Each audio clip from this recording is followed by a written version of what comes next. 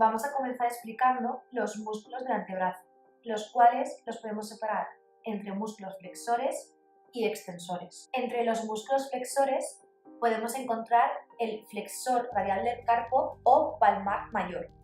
Su origen es el tendón flexor común del epicóndilo interno distal del húmero, con inserción en la base del segundo metacarpiano y base del tercer metacarpiano, con una inervación en el nervio mediano C6 y C8, y su función principal es la de flexor de la muñeca con abducción y pronación.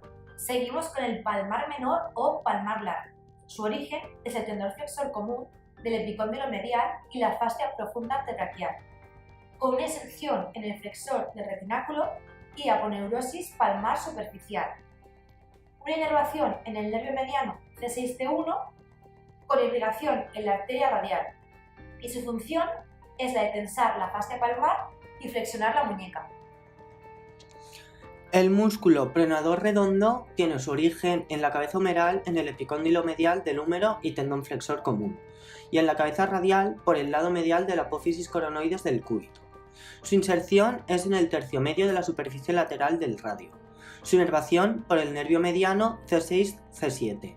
Su irrigación por la arteria ulnar y la arteria radial, y su función es la pronación del antebrazo y flexión del codo. El flexor común superficial de los dedos tiene su origen en la cabeza humeral en el epicóndilo medial distal del húmero y en el ligamento cubital colateral del codo, en la cabeza cubital en la apófisis coronoides y en la cabeza radial en la línea oblicua del radio. Su inserción es en los lados de las falanges media del segundo al quinto dedo. Su inervación por el nervio mediano C7-T1 y su función flexionar las uniones interfalángicas proximales del segundo al quinto dedo. Continuamos con el flexor largo del pulgar, cuyo origen es el borde medial de la apófisis coronoides cubital, con una inserción en la base falángica distal del pulgar a nivel superficie palmar, una inervación en el nervio mediano C6-T1 e irrigación en la arteria radial, cuya función es la flexión del pulgar, las uniones metatarsofalángicas y carpometacarpiano. Continuamos con el flexor común profundo de los dedos, cuyo origen es la superficie anterior y medial del cúbito, con una inserción en las bases falángicas distales en superficie anterior e inervación del primero y segundo en el nervio mediano C7-T1 y tercero y cuarto en el nervio cubital T7-T1, y su función es la de la flexión de las uniones interfalángicas del segundo y del quinto y las metacarpianas. El músculo pronador cuadrado tiene su origen en la parte anterior del cuarto distal del cúbito. Su inserción es en la parte posterior del cuarto distal radial. Su inervación por el nervio mediano de C5 a T1, su irrigación por la arteria interósea anterior y su función es la pronación del antebrazo. El músculo cubital anterior tiene su origen en la cabeza humeral en el flexor común del epicóndilo y en la cabeza cubital en el borde medial del olecrano. Su inserción es en el pisiforme y en el ligamento ganchoso. Su inervación por el nervio cubital C7-T1 y su función es flexionar y aducir la muñeca y también contribuye a la flexión del codo. Continuamos ahora con los músculos del antebrazo extensores. El músculo extensor supinador largo o brachioradial tiene su origen en la cresta supracondilia lateral del húmero, con inserción en la cara lateral del olecrano y cuarto superior de la diáfisis cubital, e inervación en el nervio radial C5-C6, con irrigación en la arteria radial recurrente, y cuya función es la flexión del codo que contribuye a la pronación del antebrazo. El radial externo primero tiene su origen en el tercio distal de la cresta supracondilia humeral y tabique intermuscular lateral, cuya inserción es en la superficie dorsal de la base del segundo metacarpiano del lado radial, con inervación en el nervio radial C5-C8, y cuya función es la de extender y abducir la muñeca y flexión del codo. El extensor radial corto tiene su origen en el extensor común del epicóndilo lateral del húmero y en el ligamento colateral del codo. Su inserción es en la superficie dorsal de la base del metacarpo y su inervación por el nervio radial C6-C8. Su función es extensión de la muñeca y contribuye en la abducción.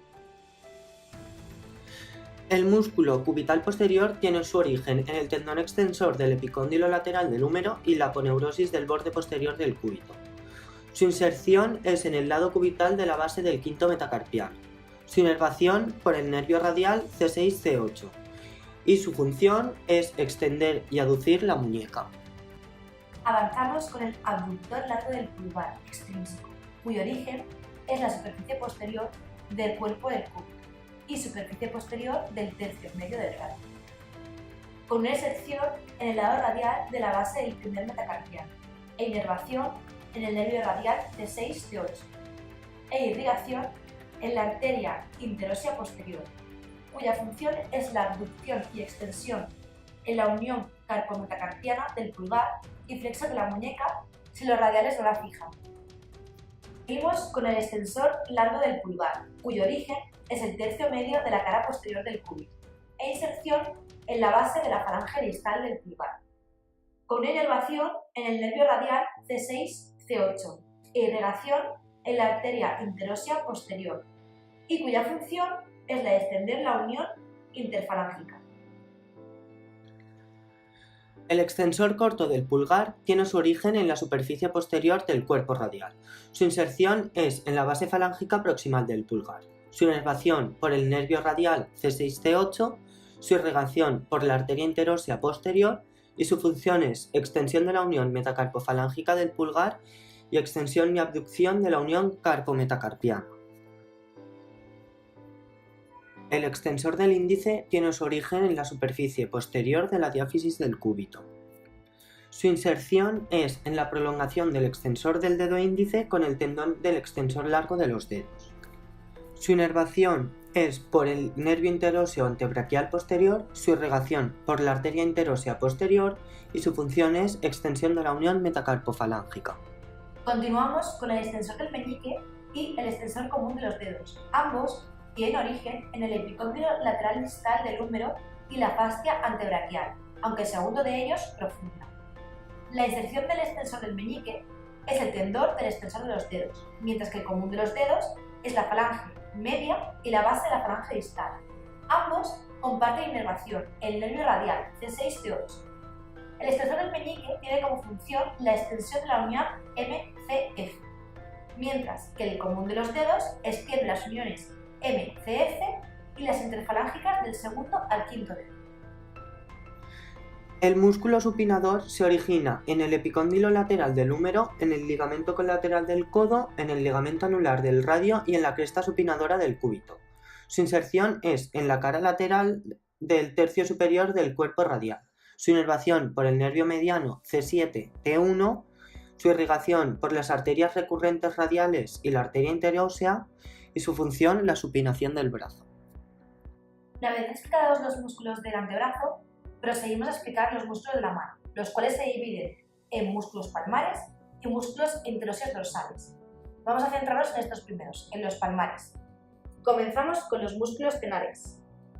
Nos encontramos con el abductor corto del pulgar, intrínseco, cuyo origen es el tubérculo del trapecio y escafoides, inserción lateral de la base falángica proximal del pulgar, e inervación en el nervio mediano C6-T1, cuya irrigación es la arteria interósea común, y su función es la abducción del pulgar a nivel de la articulación metacarpofalángica. El flexor corto del pulgar tiene su origen en la cabeza superior, en el retináculo y en el trapecio, y en la cabeza profunda, en el trapezoide y en la cabeza del pulgar. Su inserción es en la base de la falange proximal del pulgar. Su inervación por el nervio cubital C8-T1, su irrigación por los arcos palmares y su función es la flexión de las uniones metacarpofalángicas y carpometacarpianas del pulgar contra el resto de las falanges. Continuamos con el músculo abductor del pulgar, cuyo origen es la cara anterior del tercer metacarpiano y bases del segundo y tercer metacarpiano y huesos trapezoide y grande. Su inserción es en la cara medial de la base de la falange proximal del pulgar, hueso sesamoide, inervado por la rama profunda del nervio cubital T1, y su acción es la abducción del pulgar en la articulación metacarpiana. Continuamos con el oponente del pulgar, cuyo origen es el flexor del retináculo y tubérculo del trapecio. con inserción en la longitud del primer metacarpiano, inervación en el nervio mediano C6-T1 e irrigación en el arco palmar superficial. Y su función es la oposición del dedo pulgar. Ahora nos vamos a centrar en los músculos hipotenos. El flexor del meñique tiene su origen en la apófisis unciforme del ganchoso y flexor del retináculo. Su inserción es en la base falángica proximal del meñique. Su inervación por el nervio cubital C7-T1. Su irrigación por el arco palmar y su función la flexión de la unión metacarpofalángica del meñique. El abductor del meñique tiene su origen en el tendón flexor cubital y el hueso pisiforme. Su inserción es en la base falángica proximal del meñique y borde proximal de la prolongación extensora. Su inervación por el nervio cubital C8-T1. Su función, abducción de la unión metacarpofalángica del meñique y su irrigación por la arteria cubital. El oponente del meñique tiene su origen en el gancho del ganchoso, apófisis funciforme y flexor del retináculo, cuya inserción es en el lado cubital del quinto metacarpiano e inervación en el nervio cubital C7-T1, con irrigación por la arteria palmar profunda, y su función es la posición de la unión carpometacarpiana del meñique, el cierre de la mano. El palmar cutáneo tiene su origen en el borde cubital de la aponeurosis palmar y superficie palmar del flexor del retináculo, cuya inserción es la piel del borde cubital de la mano, e inervación en el nervio cubital C7-T1, con irrigación por la arteria cubital, y su función es el pliegue de la piel del lado cubital de la mano. Los interóseos palmares tienen su origen, el primero en la base del primer metacarpiano, el segundo en la base del segundo metacarpiano, el tercero en la base del cuarto metacarpiano y el cuarto en la base del quinto metacarpiano. El primero de ellos tiene su inserción en el lado cubital del pulgar, el segundo en el lado cubital del índice, el tercero en el lado radial del anular y el cuarto en el lado radial del meñique. Su inervación se realiza por el nervio cubital, C8-T1, y su irrigación por el arco palmar superficial. Su función es la abducción del pulgar, índice, anular y meñique en dirección a la línea axial. Pasamos a hablar de los músculos lumbricales. El primer y el segundo, lumbrical, tienen su origen en la superficie radial de los tendones flexores profundos del dedo índice y medio. El tercero en los lados adyacentes del tendón flexor profundo del dedo medio y el anular. Y el cuarto en los lados adyacentes del tendón flexor profundo del dedo anular y meñique. Y su inserción se realiza en el borde radial de la prolongación extensora del dorso de los respectivos dedos. La inervación del primer y segundo músculo lumbrical viene en el nervio mediano C6-T1 y el tercero y el cuarto en el cubital C7-T1.